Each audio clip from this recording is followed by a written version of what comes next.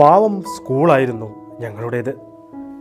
കർഷക തൊഴിലാളികളുടെ മക്കളും തോട്ടം തൊഴിലാളികളുടെ മക്കളും ആദിവാസി കുട്ടികളുമൊക്കെ പഠിച്ച ഒരു പഞ്ചപാവം സ്കൂൾ, വയനാട്ടിലെ ചുണ്ടേൽ റോമൻ കാത്തലിക് സ്കൂൾ. തൻ്റെ ജീവിതത്തിൽ സിനിമാ പാട്ടിലെ ക്രിസ്തീയ ഭക്തിഗാന സ്വാധീനത്തെക്കുറിച്ച് രവി മേനോൻ മാതൃഭൂമി വാരികയിൽ എഴുതിയ ലേഖനം ഇപ്പോൾ സോഷ്യൽ മീഡിയയിൽ വൈറലാണ്. ആ ലേഖനത്തിൽ അദ്ദേഹം ആദ്യം അനുസ്മരിക്കുന്നത് കന്യാസ്ത്രീകളെക്കുറിച്ചാണ്. സ്നേഹനിധികളായ കന്യാസ്ത്രീകളായിരുന്നു ചുണ്ടേൽ സ്കൂളിൽ ഞങ്ങൾക്ക് അമ്മമാർ. Sister Albina, sister Eileen, sister Rachel, sister Floriana, sister Colombo, sister Sunitha. സ്വന്തം മക്കളെപ്പോലെ സ്നേഹിച്ചും താടിച്ചും ശിക്ഷിച്ചും ഗുണദോഷിച്ചും വളർത്തി അവർ ഞങ്ങളെ. വിശക്കുന്ന കുട്ടികൾക്ക് മഠത്തിൽ വിളിച്ചു കൊണ്ടുപോയി ഭക്ഷണം നൽകി. ഞങ്ങളിലെ കലാവാസനകൾ പരിപോഷിപ്പിച്ചു. ഈസ്റ്ററും ക്രിസ്മസും പള്ളിപ്പെരുന്നാളുമായിരുന്നു ഞങ്ങളുടെ മഹോത്സവങ്ങൾ. മറ്റൊന്നും ഉണ്ടായിരുന്നില്ലല്ലോ വർഷാവർഷം കണ്ണിൽ എണ്ണയൊഴിച്ച് കാത്തിരിക്കാൻ. ഓരോ ഉത്സവങ്ങളോടനുബന്ധിച്ചും അരങ്ങേറിയ കലാപരിപാടികൾ ആസ്വദിക്കാൻ രാത്രി മുഴുവൻ ഉറക്കമുളച്ചു ഞങ്ങൾ. നാടോടി നൃത്തവും സിനിമാ പാട്ടും നാടകങ്ങളും ടാബ്ലോകളും ഏകാംഗാഭിനയങ്ങളും ചേർന്ന ആ കലാനിശകൾ കണ്ണിനും കാതിനും വിരുന്നായി ഞങ്ങൾക്ക്. കലാപരിപാടികൾക്ക് എന്നും തുടക്കം കുറിച്ചത് ഒരു പ്രാർത്ഥനാ ഗീതമാണ്. ആകാശങ്ങളിലിരിക്കും ഞങ്ങളെ അനശ്വരനായ പിതാവേ, അവിടുത്തെ നാമം വാഴ്ത്തപ്പെടണമേ, അവിടുത്തെ രാജ്യം വരയണമേ. പാടുന്നവർ മാത്രമേ വർഷം തോറും മാറി വന്നുള്ളൂ. ഫ്രോക്കുകാരികൾ, ഹാഫ് സ്കേർട്ടുകാരികൾ, മുടി പിന്നിയിട്ടവർ, ബോബ് ചെയ്തവർ, പൊട്ട് തൊട്ടവർ, തൊടാത്തവർ, ഹിന്ദുക്കൾ, ക്രിസ്ത്യാനികൾ, മുസ്ലിങ്ങൾ. പക്ഷേ പാട്ടെന്നും ഒന്ന് തന്നെ. അതിൻ്റെ വരികളിൽ ലളിതസുന്ദരമായ ഈണത്തിൽ ഞങ്ങളുടെ അന്നത്തെ കൊച്ചു കൊച്ചു സ്വപ്നങ്ങൾ പീലി വിടർത്തി നിന്നു. അന്നന്ന് ഞങ്ങൾ വിശന്നു വരുമ്പോൾ അപ്പം നൽകണമേ എന്ന വരി സത്യമാവട്ടെ എന്ന് നിശബ്ദമായി പ്രാർത്ഥിച്ചു ഞങ്ങളുടെ മനസ്സുകൾ. ഞങ്ങൾ തൻ കടങ്ങൾ പൊറുക്കണമേ, അങ്ങ് ഞങ്ങളെ നയിക്കണമേ, അഗ്നിപരീക്ഷയിൽ വീഴാതെ ഞങ്ങളെ രക്ഷിച്ചിടണമേ എന്ന അപേക്ഷയിലെ മതാതീത മനസ്സ് ആ ചെറുപ്രായത്തിൽ പോലും ഞങ്ങളുടെ മനസ്സിനെ തൊട്ടു.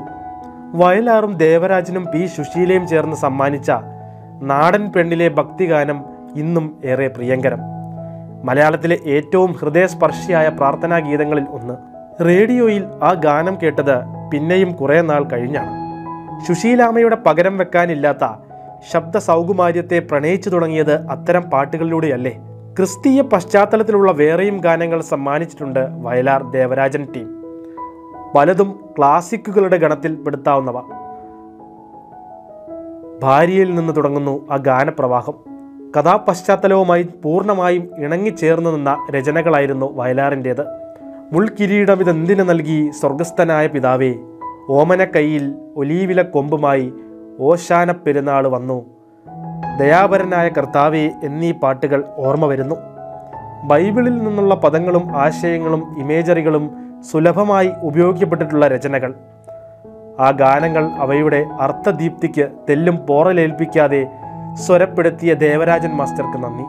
മണവാട്ടിയിലെ ഇടയ കന്യകെ പോകുക നീ, നദിയിലെ നിത്യവിശുദ്ധയാം കന്യാമറിയമേ നിൻ നാമം വാഴ്ത്തപ്പെടട്ടെ, പേൾ വ്യൂവിലെ വിശുദ്ധനായ സെബസ്ത്യാനോസെ, നിലയ്ക്കാത്ത ചലനങ്ങളിലെ ദുഃഖവെള്ളിയാഴ്ചകളെ, അവളൽപ്പം വൈകിപ്പോയിലെ വെള്ളിക്കുടക്കീഴെ മകനെ നിനക്ക് വേണ്ടിയിലെ ബാവായ്ക്കും പുത്രനും പരിശുദ്ധാത്മാവിനും, മയിലാടംകുന്നിലെ ഈശോ മറിയം ഔസേപ്പെ ഈ അപേക്ഷ കൈക്കൊള്ളണമേ, നഖങ്ങളിലെ മാതാവേ മാതാവേ, ചുക്കിലെ യെരുശലേമിലെ സ്വർഗദൂത, ചലനത്തിലെ അത്യുന്നതങ്ങളിൽ ഇരിക്കും ദൈവമേ, പ്രിയമുള്ള സോഫിയയിലെ ഓശാന ഓശാന, ദാവീദിൻ പുത്രൻ ഓശാന, ആദമോ ഹൗവായോ, എല്ലാം വയലാർ ദേവരാജൻ ടീമിൻ്റെ കയ്യൊപ്പ് പതിഞ്ഞ ക്രിസ്തീയ ഗാനങ്ങൾ. ഭക്തി മാത്രമല്ല, പ്രണയവും വാത്സല്യവും വിരഹവുമെല്ലാം വന്നു നിറയുന്നു ഈ പാട്ടുകളിൽ. ചെറുപ്പത്തിൽ കേട്ടു മനസ്സിൽ പതിഞ്ഞ കൊയർ സംഗീതത്തിൻ്റെ സ്വാധീനമുണ്ട് ഈ പാട്ടുകളിലെന്ന് മാസ്റ്റർ തന്നെ പറഞ്ഞു കേട്ടിട്ടുണ്ട്. വാദ്യവിന്യാസത്തിലും കോറസിലുമെല്ലാം നാം അനുഭവിച്ചറിയുന്നു സവിശേഷമായ ആ ദേവരാജൻ സ്പർശം. സ്കൂൾ കോമ്പൗണ്ടിലുള്ള സെൻറ്റ് ജൂഡ്സ് ദേവാലയത്തിൽ വെച്ച് കേട്ടു പാവനനാം ആട്ടിടയൻ. വലം കൈ നെഞ്ചിലമർത്തി പ്രശാന്തമായ കണ്ണുകളുമായി കാരുണ്യം ചൊരിഞ്ഞു നിൽക്കുന്ന വിശുദ്ധ യൂദാ തദേവുസിൻ്റെ തിരുരൂപത്തിന് മുന്നിൽ നിന്നുകൊണ്ട് ഒരേ മനസ്സോടെ ഒരേ സ്വരത്തിൽ സ്വയം മറന്നു പാടുന്നു അധ്യാപികമാരും വിദ്യാർത്ഥിനികളും കന്യാസ്ത്രീകളുമടങ്ങിയ ഗായക സംഘം. ആരോ സമീപത്തിരുന്ന് വയലിൻ വായിക്കുന്നു. തിരുരൂപത്തിന് മുന്നിലെ മെഴുകുതിരി നാളങ്ങൾ കാറ്റിൽ നൃത്തം വയ്ക്കുന്നു. കൗതുകത്തോടെ ചുറ്റിലും നോക്കിയപ്പോൾ തെല്ലു ജാള്യം തോന്നി. എല്ലാവരും മുട്ടുകുത്തി നിന്ന് പ്രാർത്ഥിക്കുകയാണ്. ഒപ്പമുണ്ടായിരുന്ന രാജൻ ജോസഫ് പോലും. ക്ലാസ്സിൽ ഒരേ ബെഞ്ചിൽ തൊട്ടടുത്തിരുന്ന് പഠിക്കുന്ന രാജനോട് തല താഴ്ത്തി പതുക്കെ ചോദിച്ചു, ഞാനും മുട്ടുകുത്തട്ടെ രാജ, ആരെങ്കിലും ചീത്ത പറയുമോ? മുന്നിലെ യൂദാസ്ലീഹായുടെ തിരുരൂപത്തിൽ നിന്ന് കണ്ണെടുക്കാതെ തന്നെ ചിരിച്ചു രാജൻ. ഇല്ല, അവൻ പറഞ്ഞു. ക്രിസ്ത്യാനി അല്ലെങ്കിലും നിനക്ക് മുട്ടുകുത്താം, ദൈവത്തിന് മുൻപിലല്ലേ. 10 വയസ്സുകാരൻ്റെ ആ നിഷ്കളങ്കമായ ഉത്തരം വർഷങ്ങൾക്ക് ശേഷവും എൻ്റെ കാതിൽ മുഴങ്ങുന്നു. എത്ര പക്വതയാർന്ന വാക്കുകളായിരുന്നു അവ. അന്നും ഇന്നും എന്നും പ്രസക്തമായ വാക്കുകൾ. പ്രാർത്ഥനാ നിർഭരമായ ആ അന്തരീക്ഷത്തിൽ ലയിച്ച് പള്ളിച്ചുമരുകളിൽ ബ്രദർ ആഞ്ചലോ ബിന്യാമി വരച്ചിട്ട മനോഹരമായ മ്യൂറൽ ചിത്രങ്ങളിലൂടെ കണ്ണോടിച്ച് രാജനരികെ മുട്ടുകുത്തി നിൽക്കെ പാട്ട് പല്ലവിയിൽ നിന്ന് ചരണത്തിലേക്ക് ഒഴുകുന്നു. ഇന്ന് മുന്നിലിരിക്കും ഈ അന്നം നിന്റെ സമ്മാനമല്ലയോ, ഇന്ന് ഞങ്ങൾ തൻ പാനപാത്രത്തിൽ നിന്റെ കാരുണ്യ ജീവനം. ആ വരിയുടെ ലാളിത്യത്തിൽ, അതിലടങ്ങിയ സന്ദേശത്തിൻ്റെ തീവ്രതയിൽ അറിയാതെ മുഴുകിയിരുന്നു പോയി ഞാൻ. താവകതായ തൻ്റെ ശീതള താഴ്വരകളിലൊന്നുമേ യഹോവ ഞങ്ങളെ നീ കിടത്തുന്നു, പ്രാണനിൽ കുളിരേകുന്നു എന്ന അവസാന വരി എത്തുമ്പോഴേക്കും കണ്ണുകളിൽ നനവ് പടർന്നുവോ എന്ന സംശയം. സംഗീതത്തിൻ്റെ കൂടി ഇന്ദ്രജാലമായിരിക്കണം. നിന്റെ സമ്മാനമല്ലയോ എന്ന വരി എസ് ജാനകി ആവർത്തിച്ച് പാടുന്നത് കേൾക്കുമ്പോൾ അറിയാതെ കോരിത്തിരിച്ചു പോകും. ഇന്നും എത്ര ഭാവദീപ്തിയാണ്, എത്ര വികാര വായ്പോടെയാണ് ജാനകി അമ്മ ഈ വരിക്ക് ആത്മാവ് പകർന്നു നൽകിയിരിക്കുന്നത്.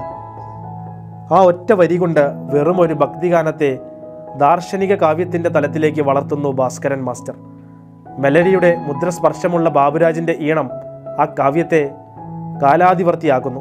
ഹിന്ദുമത വിശ്വാസിയാണ് ആ ക്രിസ്തീയ ഭക്തിഗാനം രചിച്ചതെന്നോ മുസൽമാനാണ് അതിൻ്റെ ഹൃദയം കൊണ്ട് സംഗീതം പകർന്നതെന്നോ അന്നറിയില്ല. എസ് ജാനകിയും ബി വസന്തയും ചേർന്നാണ് അതിന് ശബ്ദം പകർന്നതെന്നും അതൊക്കെ അറിഞ്ഞത് വർഷങ്ങൾ കഴിഞ്ഞാണ്, പാട്ടുകൾക്കൊപ്പം സഞ്ചരിച്ചു തുടങ്ങിയ കാലത്ത്. അത്ഭുതം തോന്നി.